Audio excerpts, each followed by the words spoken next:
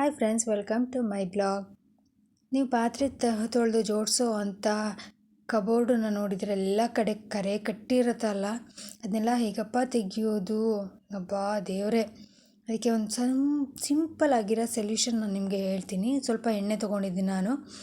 ಎಣ್ಣೆನ ಎಲ್ಲ ಕಡೆ ಸೋರಬೇಕು, ಮೂಲೆಯಲ್ಲಿ ಎಲ್ಲ ಕಡೆ ಸ್ವಲ್ಪ ಜಾಸ್ತಿನೇ ಸೋರಬೇಕು, ಯಾಕಂದರೆ ಅದೆಲ್ಲ ಮೆತ್ತೆಯಾಗಿ ಬಂದ್ಬಿಡುತ್ತೆ. ಚೂರು ಬಿಡ್ದೇನೆ ಸೋರಬೇಕು. ಒಂದು 5 ನಿಮಿಷ ಹಾಗೇನೇ ಹಾಕಿ ಬಿಟ್ಬಿಡಿ. 5 ನಿಮಿಷ ಆದಮೇಲೆ ಒಣಗಿರೋ ಬಟ್ಟೆ ತೊಗೊಂಡು ಎಣ್ಣೆ ಒಂಚೂರು ಇಲ್ಲದಿರೋ ಹಾಗೆ ಎಲ್ಲ ಕ್ಲೀನ್ ಮಾಡ್ಕೊಳ್ಳಿ. ನಂತರ ಪಾತ್ರೆ ತೊಳೆಯೋ ಸ್ಕ್ರಬ್ಬರ್ ಇರುತ್ತಲ್ಲ, ಅದಕ್ಕೆ ಸ್ವಲ್ಪ ಸೋಪು ನೀರು ತೊಗೊಂಡು ಕ್ಲೀನಾಗಿ ಎಲ್ಲನೂ ನಾವು ತೊಳ್ಕೊಬೇಕು. ಸಂದಿಗೆಲ್ಲ ಹೋಗಲ್ಲ ಸ್ಕ್ರಬ್ಬರು, ಆದ್ದರಿಂದ ನಾನು ಚಾಕುನ ಯೂಸ್ ಮಾಡ್ತಾಯಿದ್ದೀನಿ.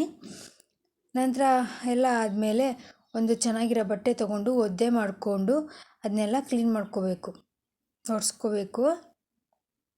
ನೋಡಿ, ಇಲ್ಲಿ ಹೋಗಿಲ್ಲ, ಮತ್ತು ಚಾಕು ಸಹಾಯನ ನಾನು ತೊಗೊತಾ ಇದ್ದೀನಿ.